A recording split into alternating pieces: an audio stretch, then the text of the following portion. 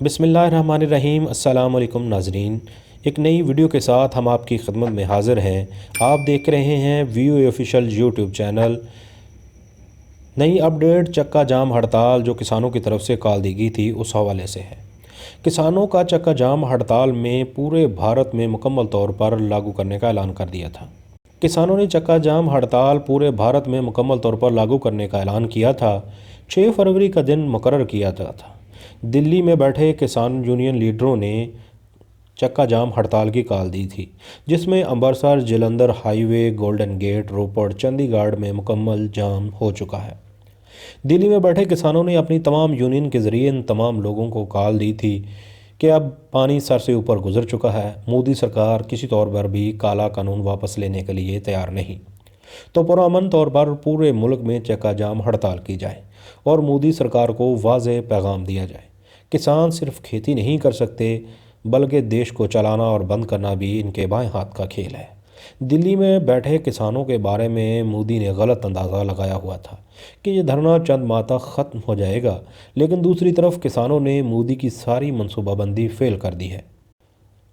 पहले tractor rally और फिर आज चक्का जाम करके मोदी को एक वाज़ेह पैगाम दे दिया है। किसान की पावर क्या है, दिल्ली में बैठे सिख किसान क्या है। पूरे भारत में चक्का जाम हो चुका है। मोदी साहब के हवारी अब बयान दे रहे हैं कि हम किसानों से बातचीत के लिए तैयार हैं, मगर धरना देना भी किसानों का हक है। इसमें कितनी सच्चाई है, हम आगे चलकर आपको एक ऑडियो ज़रूर सुनवाएंगे। चक्का जाम की सबसे बड़ी ख़ास बात यह है कि एम्बुलेंस, स्कूल वैन, इमरजेंसी गाड़ियां, फ़ौज और पुलिस को रास्ता दिया जा रहा है। ये जो ट्रैफिक यहाँ दूर हो चुका है, इनमें ड्राइवर भी हैं और महिलाएं भी हैं, बच्चे भी हैं, उनको पानी पिला रहे हैं, पानी का बंद है, बंदोबस्त सारी चीजें, खाने का भी इंतजाम सबको पिला रहे हैं, बिल्कुल खाना करते हैं, पानी पिला रहे हैं। चक्का जाम का ऐलान किसान लीडर पहले ही दे चुके हैं और ये भी वाज़ेह किया था कि किसी भी शरारती फसादी टोले का हमसे कोई तल्लक न होगा। ये धरना दिन तकरीबन 12 बजे से शुरू होकर 3 बजे तक जारी है। धरने में किसान सबसे बड़ी गिनती में है, जिनमें सबसे बड़ी गिनती नौजवानों की है और ख़वातीन भी बड़ी तादाद में चक्का जाम हड़ताल में शामिल हैं। लेकिन दूसरी तरफ कुछ हुकूमती तर्जमान किसानों को धमका रहे हैं कि इस तरह जो मर्ज़ी कर लें। चक्का जाम, ट्रैक्टर रैली, इस तरह हुकूमत किसानों के मुतालबे मानने के लिए तैयार नहीं। धरना ख़त्म करें तो कुछ बात हो सकती है, लेकिन दूसरी तरफ किसान लीडरों का कहना है कि मोदी साहब हमसे बात करें या हमें मज़ीद चक्का जाम, ट्रैक्टर रैली जैसे कुछ और करना पड़ेगा। सबसे पहले आप ये मोदी के तर्जमान की ऑडियो सुने। जो खदशे उन्होंने जाहिर किए सी वो सारे सरकार ने मान ले जी, और उस तो बाद ये किसान जथेबंदियां जिहड़ियां ने जिहड़े वो किसानां नूं गुमराह करना बंद करना, ਇਹਦੇ ਨਾਲ देश का भी नुकसान होगा, भाईचारक साझ भी बिगड़ती है, समाज के सारे वर्गों को ही सरकार ने देखना होगा। इसलिए मैं समझदा कि ये जिहड़ा इस एजुकेशन को गुमराह किया जा रहा किसान जथेबंदियां के आगुओं के द्वारा जी, वो बंद होना चाहिए जरूर। और देश के विकास च भी इसका फर्क पैंदा और देश की अमन शांति च भी फर्क पैंदा और सूबे के विकास च भी फर्क पैंदा।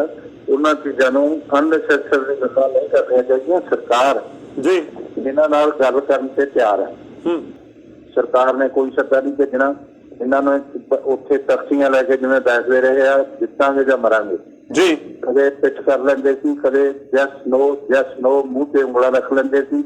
ये जिहियां चीज़ां ने अपमानित करने वालियां हुंदियां ने। पहला गलबात का तरीका और सलीका सिख लैणे लीडर, ये जिहड़े कम्युनिस्ट ने गुमराह कर रहे हैं देश नूं भी, समाज नूं भी, किसान नूं। ऑडियो रिकॉर्डिंग सुनकर आपको यकीन हो गया होगा कि मोदी हुकूमत किसानों के मसाइल हल करने में कितनी कोशा है। मोदी के हवारी अब किसानों को लावारिस कह रहे हैं कि इस तरह अब कुछ नहीं बनने वाला और कोई कानून में रद्दोबदल नहीं हो सकेगी, चाहे कुछ भी हो जाए। कानून में ऐसा कुछ नहीं जिसमें किसानों का कोई नुकसान हो। असली बात तो ये है कि मोदी हुकूमत भारत में चक्का जाम से बौखलाहट का शिकार है। यकीनन ऐसे इक़दामात से मुल्क का बहुत नुकसान होता है और हर शोबा मुतासर होता है और ख़ास तौर पर आलमी सतह पर रसवाई का सामना करना पड़ता है।